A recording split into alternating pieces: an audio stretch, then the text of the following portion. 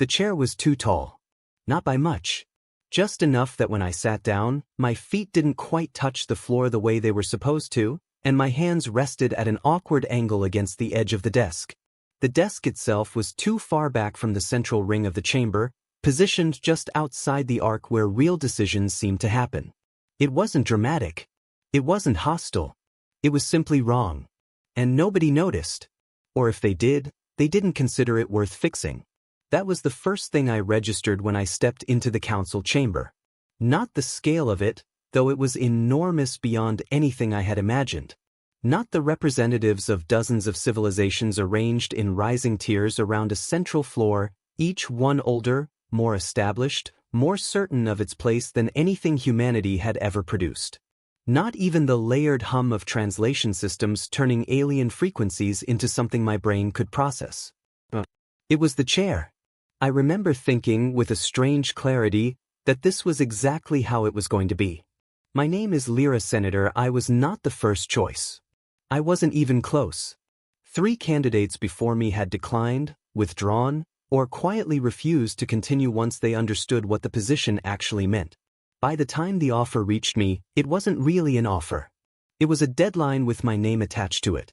Earth needed a representative, and it needed one immediately. So I said yes. 6 weeks later, I walked into a chamber that had been running without us for longer than our entire recorded history, and I took a seat that didn't fit. Across the hall, conversations continued without interruption. Tall figures with elongated limbs spoke in slow, resonant tones. Smaller, clustered beings communicated in flickers of light and subtle movements that my earpiece translated with a slight delay. Somewhere above, high enough that it felt like another sky, faint currents of vapor drifted along the ceiling structure. Everything about the place said permanence. Everything about my position said temporary. My earpiece crackled faintly as the system adjusted to the overlapping voices. It was an older model. I knew that before I even put it on. There was a half-second lag in translation, just enough to make every conversation feel slightly out of sync. No one apologized for it. No one explained it. It had simply been handed to me along with a data slate containing the council charter, all 10,000 pages of it, formatted as if that alone was sufficient preparation. I hadn't argued. I hadn't asked for anything better. I had taken both without comment, because there was something strangely freeing about the situation. Sitting there, slightly elevated above a floor I couldn't quite reach, listening to voices that had shaped interstellar policy for centuries, I realized something important. No one expected anything from me. Not competence. Not resistance. Not even participation beyond the bare minimum required to maintain Earth's membership status. I was a formality. A placeholder. A necessary addition to satisfy some procedural requirement that had nothing to do with us. And that meant something. It meant I could watch. The session began with a tone that resonated through the chamber, low and steady, drawing attention toward the center. One of the senior representatives stood, their presence commanding immediate focus, and began outlining the agenda for the cycle. 12 items.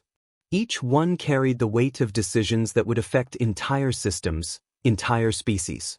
Votes were cast with practiced ease. Statements were delivered with the confidence of beings who had done this thousands of times before. Agreements were acknowledged, objections noted, and outcomes moved forward with a momentum that felt inevitable. I said nothing. I didn't need to. From my position at the edge, I could see everything. Not just the speakers, but the reactions. The subtle shifts in posture before a vote. The micro-delays between translation and response. The way certain representatives looked at one another before making a statement, as if confirming something unspoken. Patterns. That was what I was looking for. And slowly, quietly, they began to emerge. The same alliances forming around the same issues. The same disagreements repeating with slight variations. The same voices carrying more weight than others, regardless of the topic. It was a system. Stable. Predictable. And like any system, it had rules. Not just the ones written in the charter, but the unwritten ones. The expectations. The habits. The assumptions that had solidified over centuries into something that felt like structure but was, in reality, routine. Routine could be learned. Routine could be anticipated. And anything that could be anticipated could be adjusted. I rested my hands against the edge of the desk, feeling the slight misalignment of its height, and allowed myself the smallest possible smile. No one noticed. That was fine. Because from where I was sitting, with a chair that didn't fit and a voice nobody expected to hear, I had just realized something that none of them seemed to consider anymore. Systems only work as long as everyone agrees to follow them the same way they always have. And I had no reason to do that. I did not speak for the first 31 days. That number mattered more than anyone realized, including the people back home who kept asking me what I was doing. Anything visible yet? Director Halden asked on the 5th call, his voice carrying that careful neutrality that meant he was trying not to sound impatient. I'm present, I said. I attend every session. I've missed nothing. That's not the same thing. It is right now. He didn't like that answer. I could hear it in the silence that followed, stretched just long enough to suggest disagreement without stating it outright. He wanted statements. Recorded objections.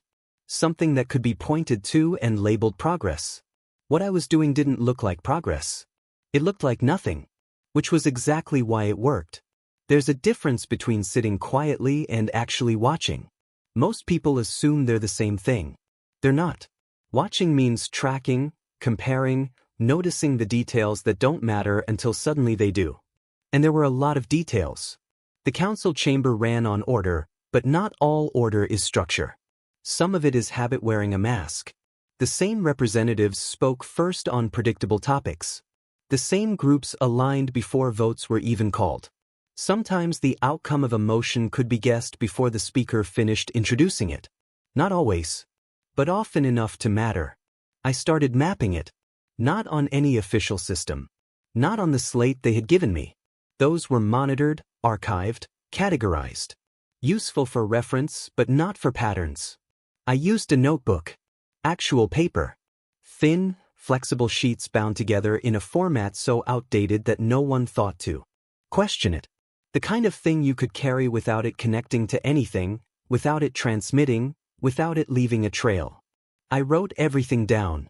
Not just votes, but timing. Who looked at whom before speaking. Which translations lagged slightly when certain species communicated, suggesting the system was compensating for something more complex beneath the surface. Who left the chamber together after sessions and who deliberately didn't. Small things. Individually meaningless. Collectively. There was a pair of representatives from neighboring systems who publicly disagreed on nearly every resource allocation proposal, yet consistently arrived at the chamber within seconds of each other, speaking in low tones just before sessions began. There was a trade delegate who always paused half a second longer than necessary before casting votes that favored a particular coalition, as if waiting for something, confirmation, perhaps, or permission. There was a cluster of smaller member worlds seated along the outer rings who rarely spoke, rarely objected, and almost never influenced outcomes. But they watched. Constantly. The same way I did. I noticed them noticing. That mattered. Beyond the chamber, the station itself was its own ecosystem. Vast corridors, layered infrastructure, entire sectors dedicated to maintaining the flow of information that kept the council functioning. Most ambassadors moved through it with purpose, interacting only with the spaces designed for them. I didn't. I went everywhere I was allowed to go. And then a few places where no one bothered to stop me because no one expected me to be there in the first place. That was where the real conversations happened. Not between ambassadors, but between the people who made the system work. The technicians who maintained the translation grids. The archivists who cataloged records that went back centuries. The support staff who moved between departments carrying information that wasn't classified, just overlooked. They were used to being invisible. So they didn't filter what they said. There was a maintenance supervisor who casually mentioned that certain representatives had upgraded translation feeds. Faster, clearer, more precise than the standard issue I had been given. Not publicly, of course. Just small improvements, requested quietly, approved without discussion. There was an archivist who explained, with mild frustration, that not all historical records were as fixed as people assumed. Some had been amended over time. Clarified. reinterpreted. Not incorrectly, but not always transparently either. And there was a systems coordinator who, after a long conversation about nothing in particular, pointed out something that shifted the way I understood the entire council. Most decisions are made before they're voted on, they said, almost absent-mindedly. The vote is just the formal part. I already suspected that, but hearing it confirmed changed things. Because if the real decisions happened before the session, then the session itself wasn't the battlefield. It was the stage. And stages follow scripts. I returned to my quarters that night and went through my notes again, slower this time. Not looking for information, but for alignment. For the points where separate patterns intersected. Where behavior became predictable. Where predictable became exploitable. It took hours. Not because the information was complicated, but because it was layered. Like a structure built over itself again and again until the original design was hidden beneath additions and adjustments that no one questioned anymore. And somewhere in that structure, there had to be something overlooked. I didn't know what yet, but I knew it was there. Because systems that run long enough always accumulate gaps. Not failures. Not weaknesses in the obvious sense. Just places where the original intent and the current practice no longer matched perfectly.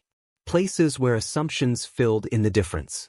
And assumptions, unlike rules, can be wrong. I closed the notebook and set it aside, letting the silence of the room settle around me. Beyond the viewport, the station drifted against a field of distant stars, steady and unchanging. Inside, everything was moving. Quietly. Slowly. In ways that no one seemed to question anymore. I leaned back slightly in the chair that still didn't quite fit and let out a slow breath. 31 days without speaking. 31 days of watching. And for the first time since I arrived, I had the distinct, unmistakable sense that I was getting close to something. I didn't know what it was yet. But I knew what it would feel like when I found it. Not dramatic. Not obvious. Just a small shift. The kind of thing most people would read past without thinking twice. I smiled just slightly at the thought.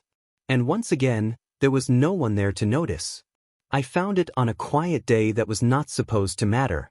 The session schedule was light, the kind that moved quickly and left most representatives with long stretches of unoccupied time.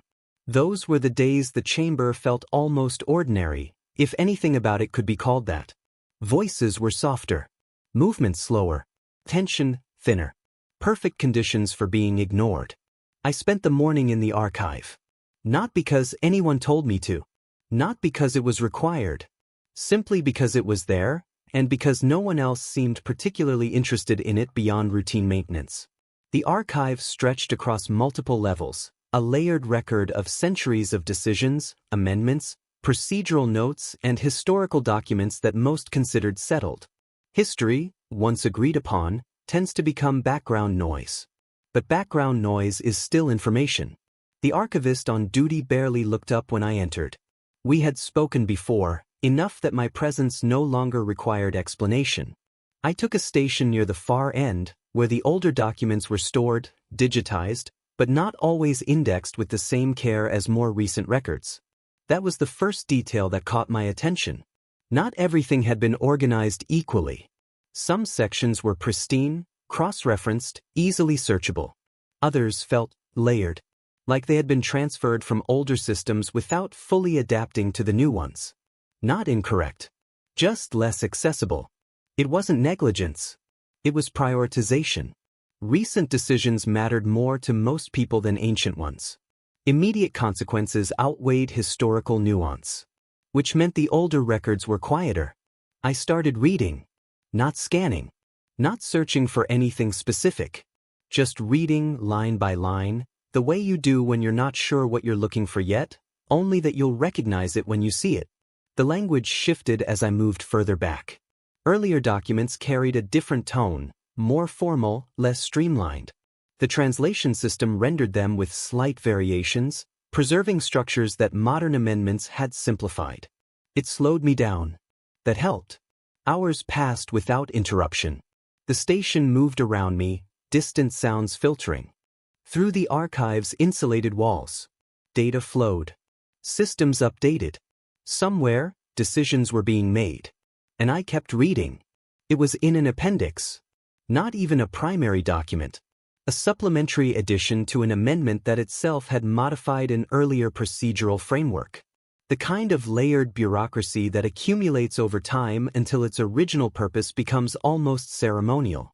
Most people would have skipped it. There was no reason not to. Except that I wasn't most people. The clause itself wasn't long. A few paragraphs, written in dense legal structure, referencing conditions that applied to newly admitted member worlds under specific circumstances. I read it once, then again, and then a third time, slower. Because the meaning was clear, and the implications were significant. Any newly admitted member, after completing a defined probationary period without procedural violation, would be granted full recognition of their membership status retroactively to the date of their initial admission. Retroactively. I leaned back slightly, the chair shifting beneath me, and let the words settle.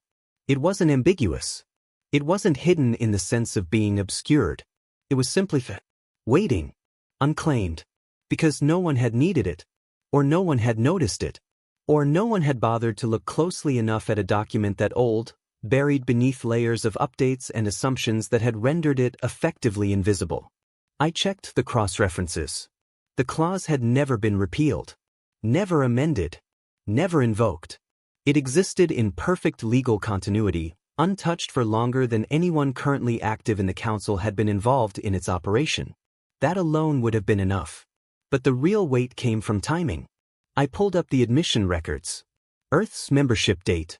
The duration of the probationary period. The record of compliance. Every session attended.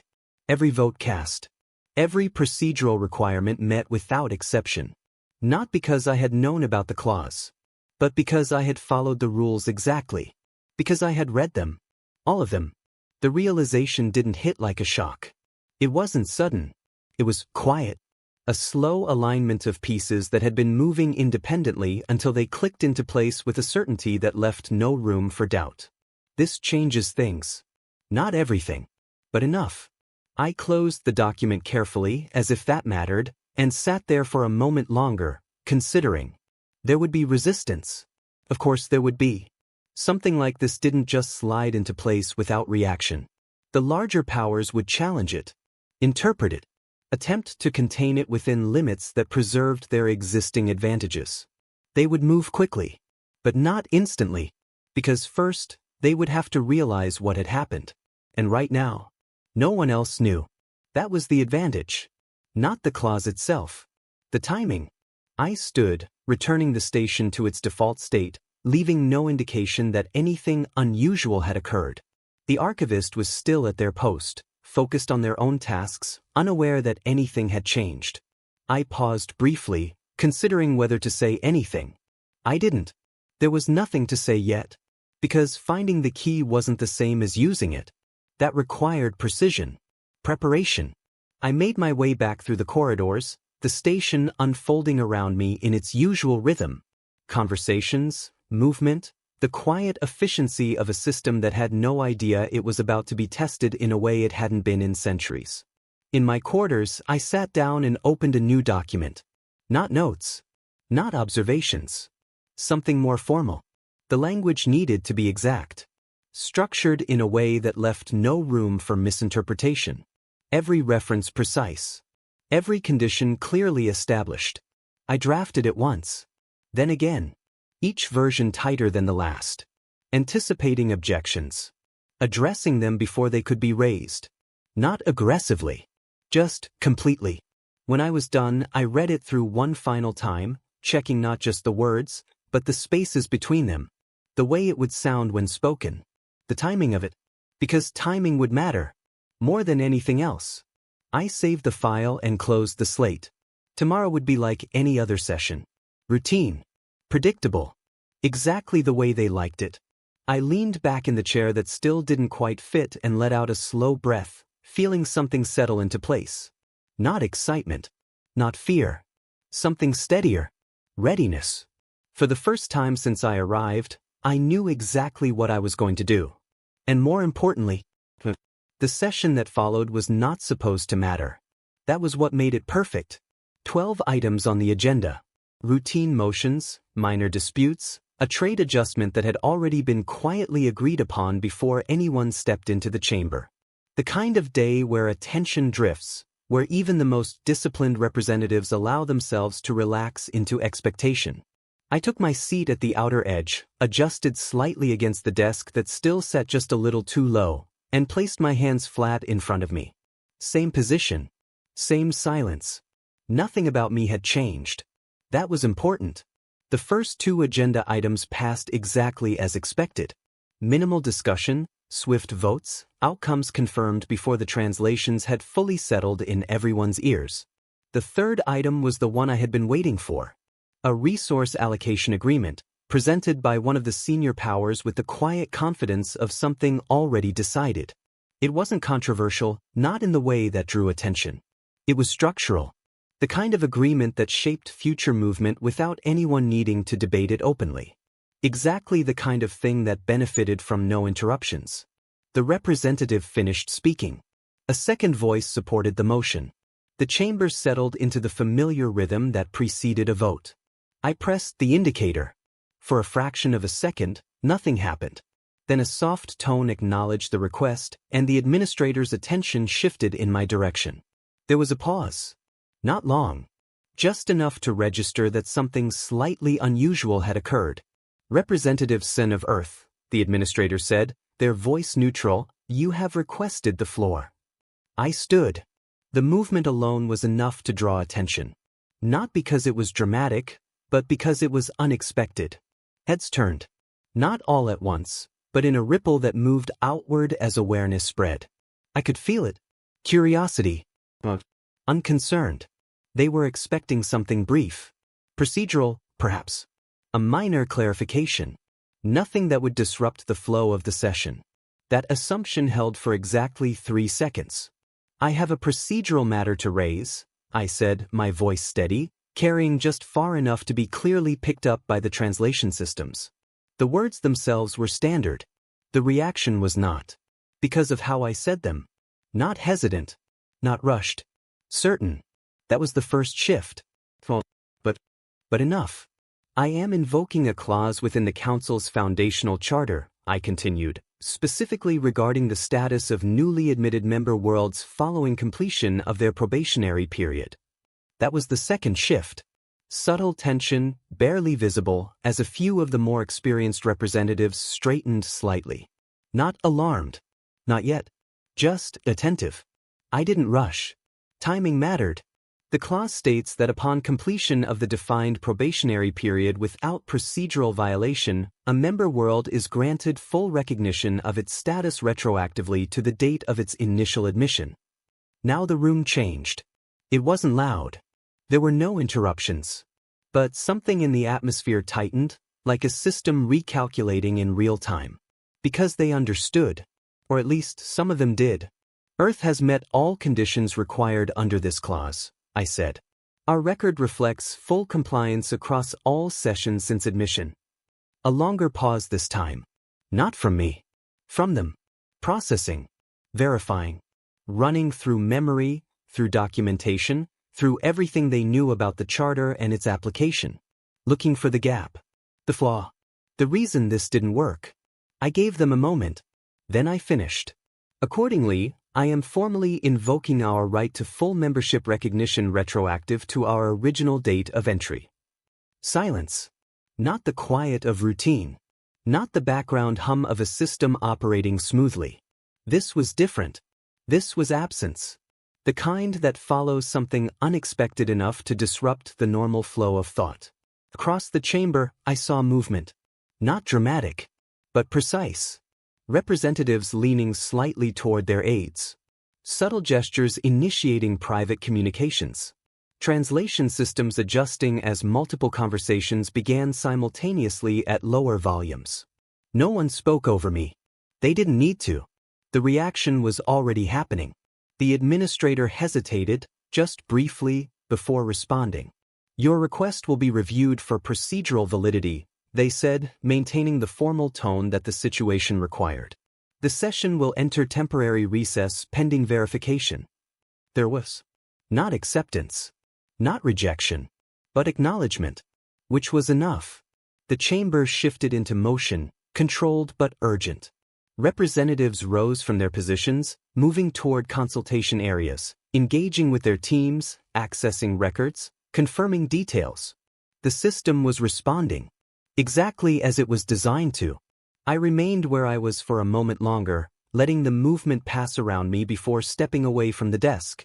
No one stopped me. No one addressed me directly. Not yet. They were still processing. Still verifying. Still trying to understand how something like this had entered the system without being anticipated. I walked out of the chamber at a steady pace, the sound of controlled urgency rising behind me as the weight of the situation spread through the network. In the corridor beyond, the noise was different. Less controlled. Faster. Messages being sent. Requests being made. Systems cross-referencing data that hadn't been accessed in years. All of it converging on one point. A clause that had been sitting untouched for generations. Now active. Now relevant. I reached a quieter section of the station and paused, just for a moment, letting the stillness settle around me. My communicator vibrated once. Then again. And again. I didn't check it. Not yet. Because the most important part of the move had already happened. The system had acknowledged it. Which meant the next phase was inevitable. They would challenge it. Of course they would. They would look for interpretations, limitations, precedents that could contain the impact.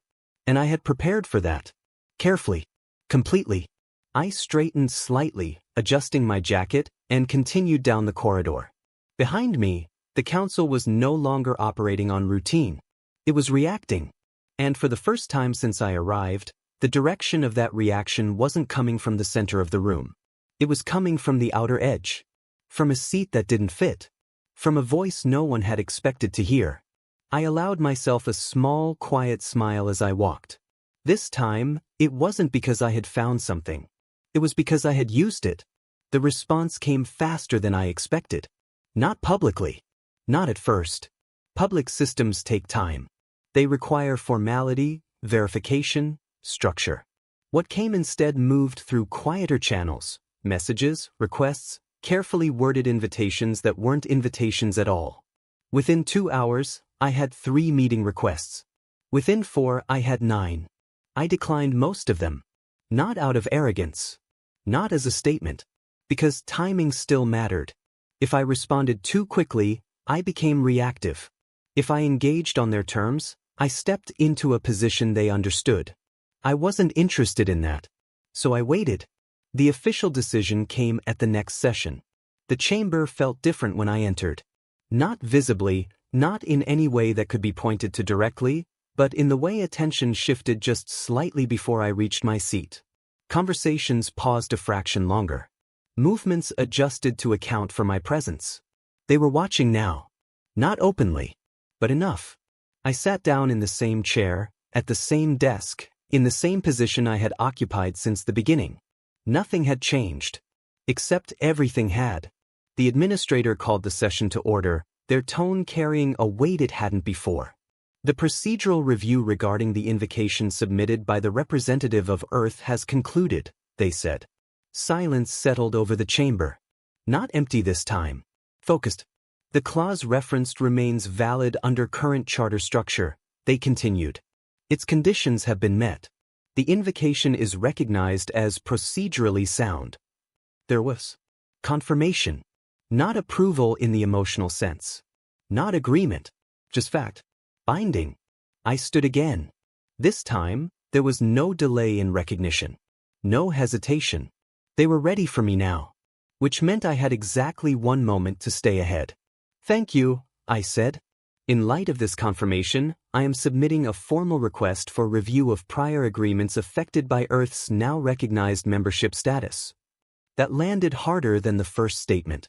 Because now they understood the scope.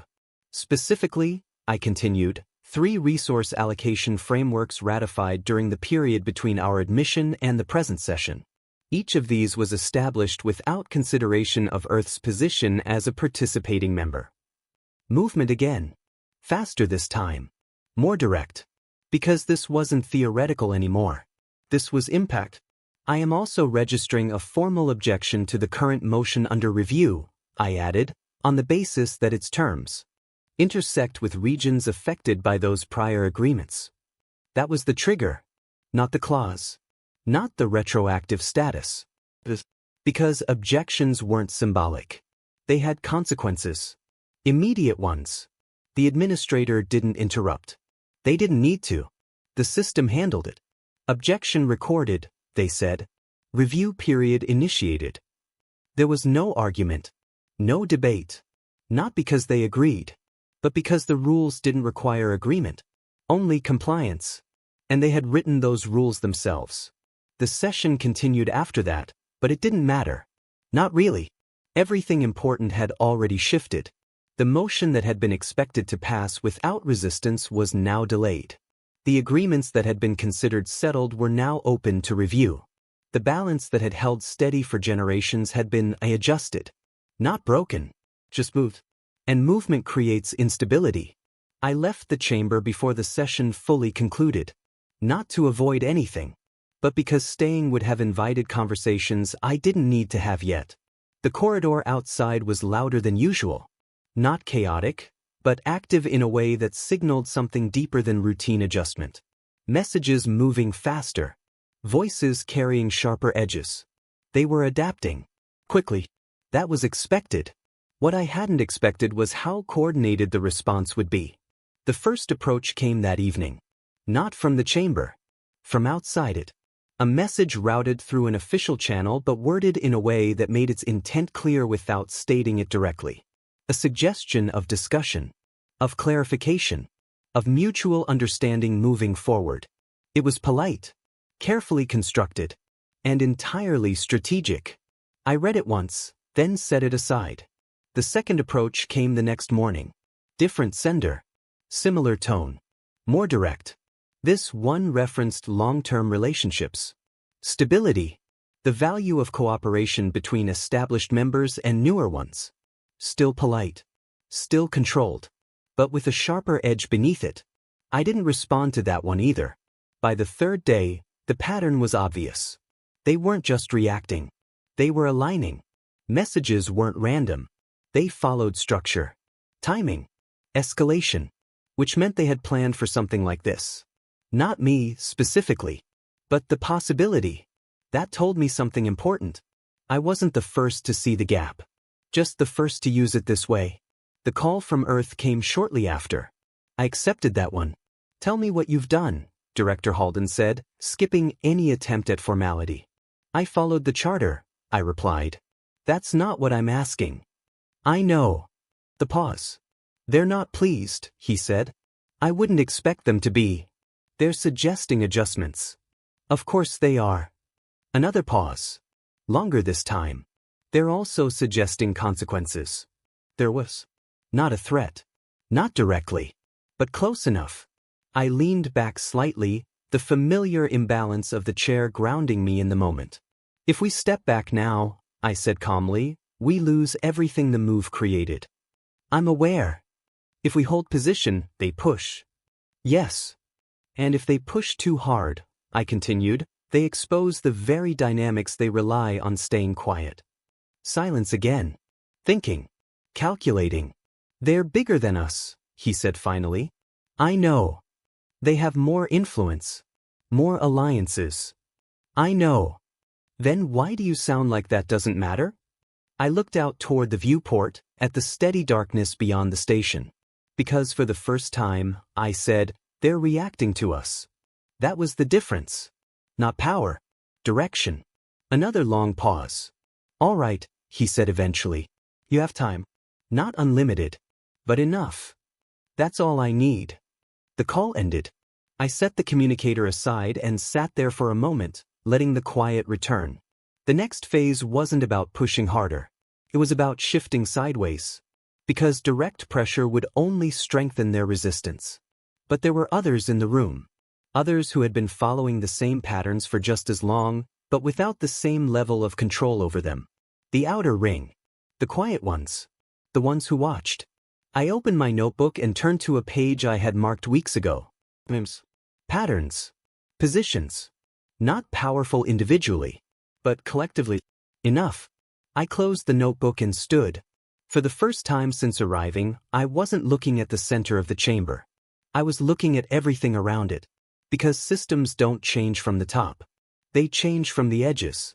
And I knew exactly where to start. I smiled as I stepped out into the corridor. This time, I knew someone might notice. That was fine. It meant I was no longer invisible. And invisibility had already done its job.